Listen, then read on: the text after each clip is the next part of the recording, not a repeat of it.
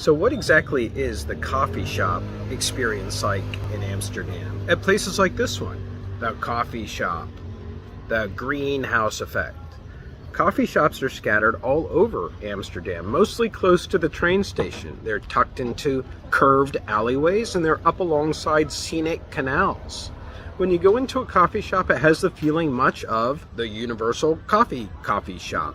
There's a vibe going on in there with some music playing, chill hop for example.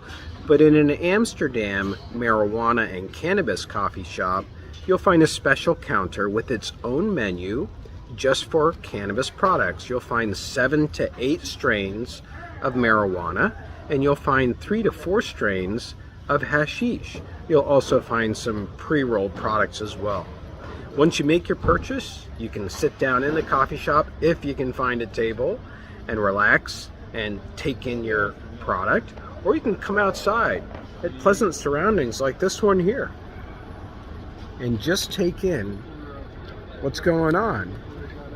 In Amsterdam, there's always something going on.